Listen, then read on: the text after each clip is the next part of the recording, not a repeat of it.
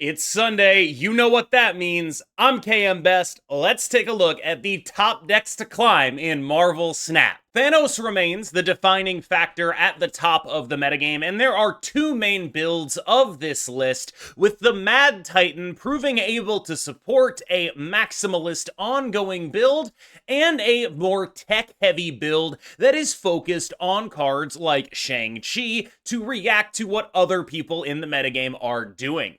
The two things, weirdly, that these two builds are rotating around are their two drops. Of course, the ongoing build built around Goliath, and the tech-heavy build built around Strange Supreme. These lists utilize the stones that Thanos gives you in multiple different ways. The ongoing list focuses on using them as fodder for the abilities of cards like Spectrum, or of course Captain America if you choose to replace speed with that, or Blue Marvel. You want to have your stones on the board.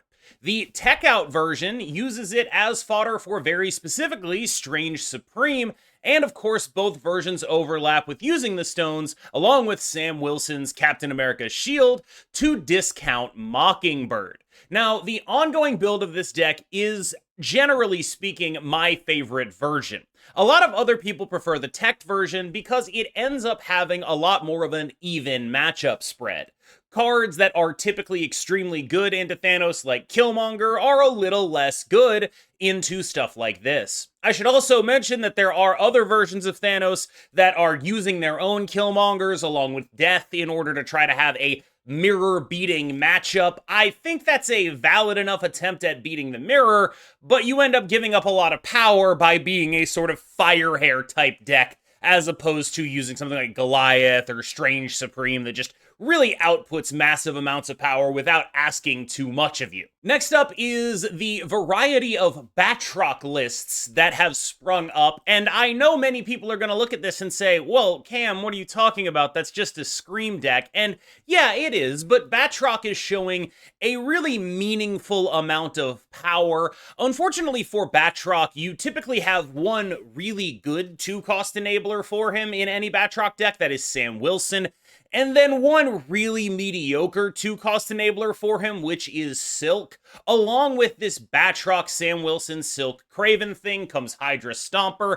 That's sort of its own 5-card package that is then being hybridized into the Scream deck, which was already running Sam Wilson and Kraven, and so is able to afford these 3 new additions in large part because the Scream package is so forgiving when it comes to actually getting included in a deck. It's really not that hard to get great value out of Scream with just 2 or 3 procs because of the massive way in which she scales, and over-investing in her is typically less valuable than investing in your scalers that get better the earlier you play them, whereas with Scream you could simply play Scream plus Spider-Man on turn 4, and then a Polaris on turn 5, and then a Cannonball on turn 6, and you got your 3 procs, and that's really all you have to proc Scream in the deck. This is the sort of driving ethos of Scream decks. I do think it's important to think of this, though, as a hybrid Scream deck. This is a Scream deck that is hybridizing in a further investment in the move package. The reason I bring that up is because I want you to explicitly make the comparison to the deck, or the version of the deck,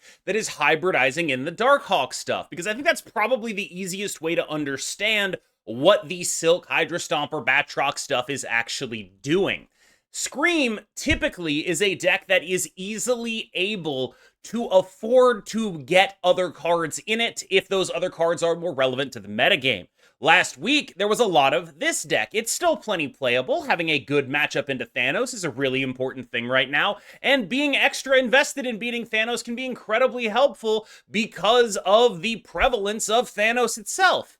However, it's typically a little bit heavier. This is a deck that has a more high-cost cards, which leads to more bricked draws. Similarly, we see a hybridization of the Abomination Ajax High Evo stuff with the early game power of this Batroc, Hydra Stomper, Silk, Kraven, and Sam Wilson move package. This was already a deck that was interested in playing Sam Wilson with Miles Morales because the ethos was aimed at explicitly pushing a lot of power on the final turn of the game.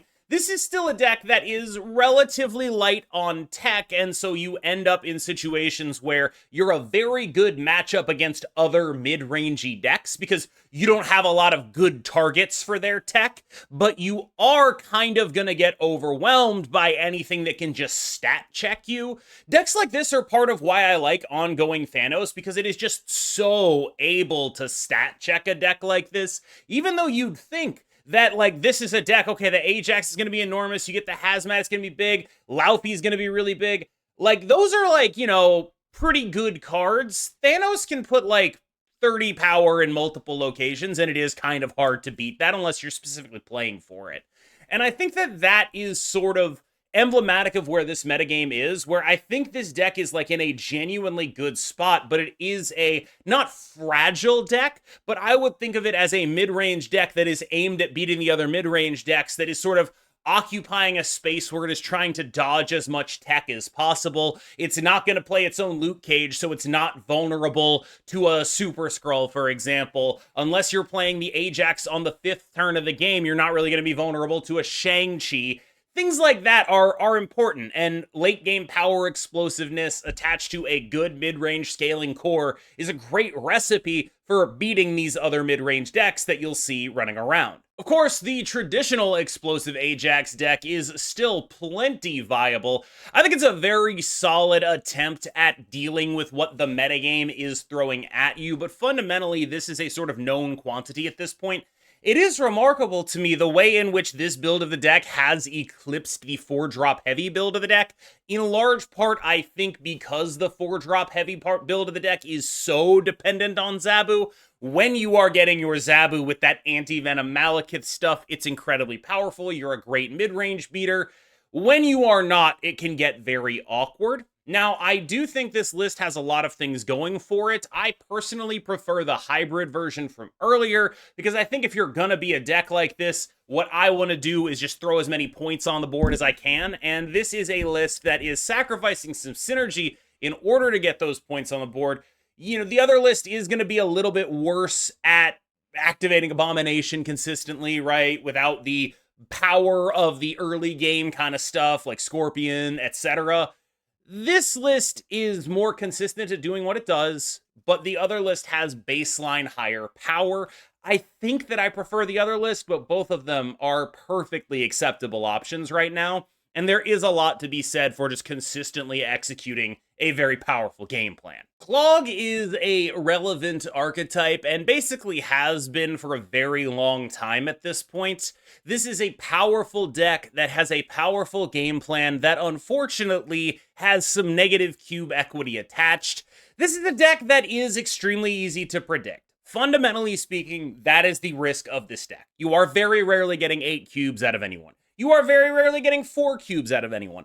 Anyone who is staying for 4 to 8 cubes against you is doing so with the full knowledge of what your game plan is. You are not surprising a single person on Earth by playing Cannonball when multiple locations are clogged. If they are staying into those situations, you should expect that they know what they're doing. However, baseline, pretty high win rate, you are going to get a decent amount of 1 and 2 cubers, and it's a very reasonably powerful thing to do.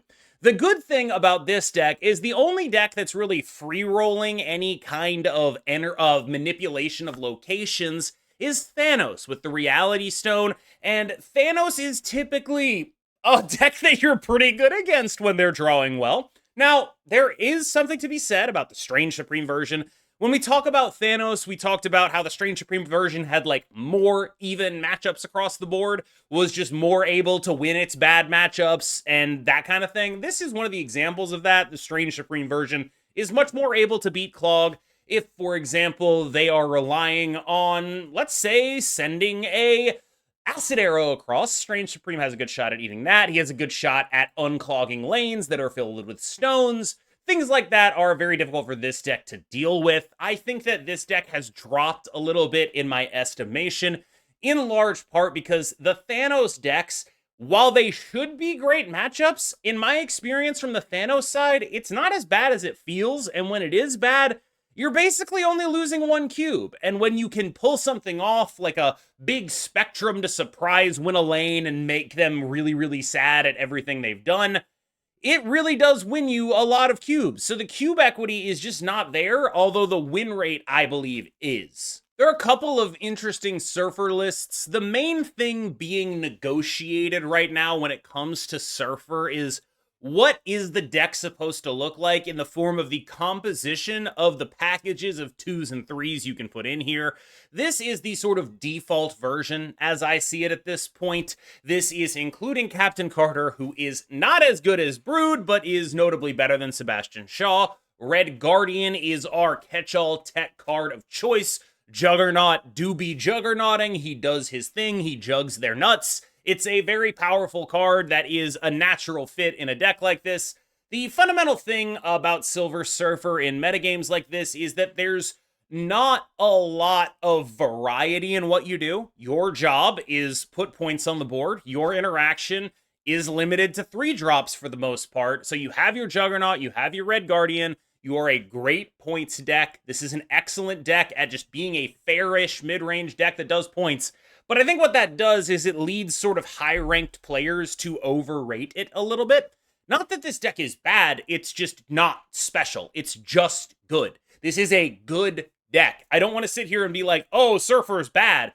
But I do think that it's the kind of good that, like, people who enjoy interaction and, like, the variety of games might end up thinking is a little better than it actually is, in large part because sometimes you are very susceptible to getting stat checked, right? Like, we're looking at a deck that can run into an ongoing Thanos and just lose every single lane on points. Entirely possible, right? Like, this is a deck that, even though it is a 3-cost card, does not play Killmonger. That can be a problem. You can get stat checked by either of the Ajax decks. Like, it comes up. It matters. And so, while this deck is good and it does points well, especially in games where you're, like, not getting to a Galacta, you're going to be a little bit hard up in matchups against other mid-range decks, and you're really going to have to make good endgame calls to justify their wins. When I talk about the packages, people include this Fenris Wolf Killmonger Gladiator Negasonic package is a perfectly viable inclusion. I have no issues with it whatsoever. I'm a big fan of getting Killmonger in decks and just blowing up Thanos stones. I like doing that a lot. So I just wanted to put this on here as a secondary build of Surfer that I think has a lot of potential. One of the main sort of points of contention in Surfer deck is, what the hell are our 2-drops even supposed to be? Sam Wilson is locked in large part because having a movable body can help you get more value out of your Captain Carter, but this is still, like, it's kind of up in the air for the others, and I think this is a nice direction to look at. Once again, the most straightforward deck in the game, getting a place not at the top of the tier list, but pretty damn near to it. This is just a deck that has a lot going for it. I think people, for some reason, think this deck is dead, it's gone. I'm not going to sit here and tell you it's worth investing in this deck right now, but I do think that if you have it lying around, this is the kind of thing you can really look at playing and not feel embarrassed about. You have your baseline interaction of Enchantress being a very relevant card in the current conception of this metagame. You have your baseline assumption that you will be able to output a lot of points. And being able to just play a lot of points is incredibly relevant. I really can't overstate how good it is to play a 310. Full stop. You can just do that. You play Sauron, you have a 310. You play Sauron, you have a 310, a 410, and you have a 514. And then you have a 112. That's just good. I understand that there are plenty of ways to interact with what you're doing. I get it. It totally makes sense to me. I understand that this is a very straightforward and occasionally boring deck. I get it.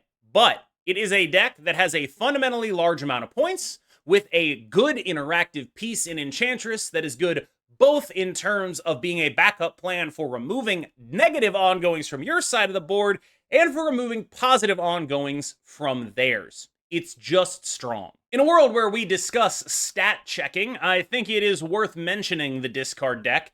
Of course, there are always 2 discard decks to talk about, but I think you know which one I think is the superior one at this point. That is, of course, going to be the Bullseye Dakin version. Now, I don't think this deck is high tier 1 or anything like that, But I think it's a very solid approach to the current metagame, and a reasonable approach to just if you had to pick a deck to one trick 4 months ago, you probably could have been playing this deck the entire time and not felt too bad about it.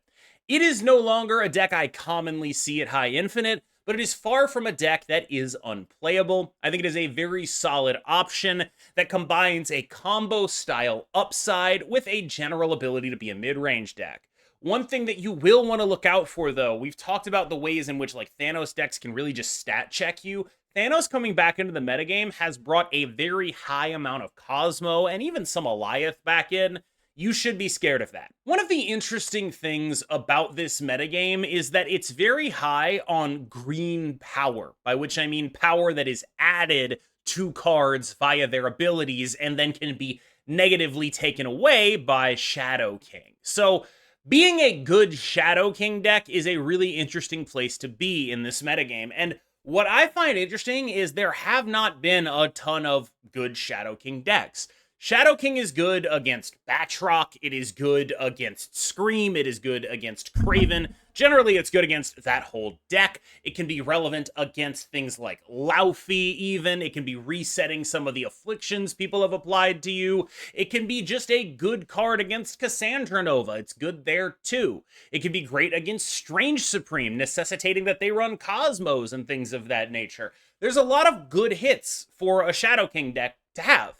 What deck can actually afford to play it is a much more interesting question, because it doesn't really go in the Fina versions of the quote-unquote quasi-bounce Havoc decks, because they're so heavy on the green power themselves. This is a really interesting answer to that question. I don't know if this has staying power, but I have seen some success with it, and I think it's a really interesting direction to go to ask yourself, what if I just tried to be the Shadow King deck? So many people are Shang-Chiing and Enchantress saying, and what if I was just a Shadow King deck? What if Shadow King was just good enough alongside a large amount of points in other lanes that I could rely on him and some demons to win one lane and a werewolf by night to win the other?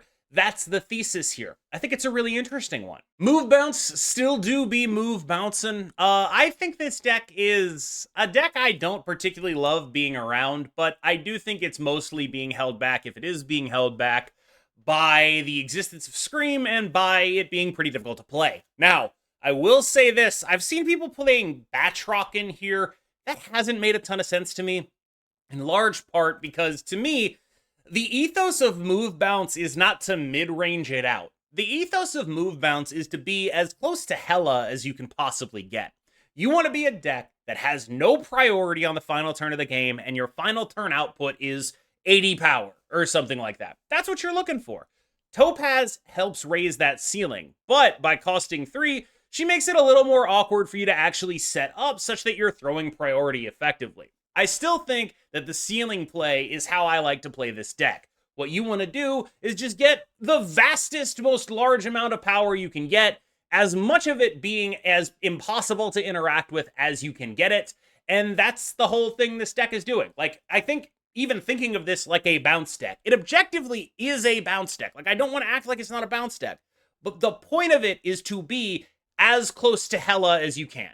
You want numbers that are unapproachably large, impossible for any mid-range deck to beat. You want your interaction that they may be playing to be impossible to hit you because they have priority and nothing can actually deal with what you're outputting. That's the goal. That's what this deck is trying to do. And I think Topaz does push it the right direction for that. Mr. Negative is still a powerful deck, but the much more common inclusion of Mobius in either of the Thanos lists has made it a bit of an awkward value position. Awkward value proposition, not editing that. So the reason that is because Mobius M. Mobius, when played into a Mr. Negative deck, flips the game on its head. It's sort of like being a Clog deck against a deck with Killmonger and Misery. It's just not a great space for you to be in. There's Thanos specifically that I think is sort of the major problem for this deck existing, because not a lot of other decks can reasonably afford a Mobius right now, but Thanos can because of the fact that A, it's an ongoing card, and B, it's creating so much power anyway that you can just kind of do that and you don't really have to worry about it. This is a deck that thrives when the best deck in the game is not playing Mobius M. Mobius. And right now, unfortunately, the best deck in the game is playing Mobius M. Mobius.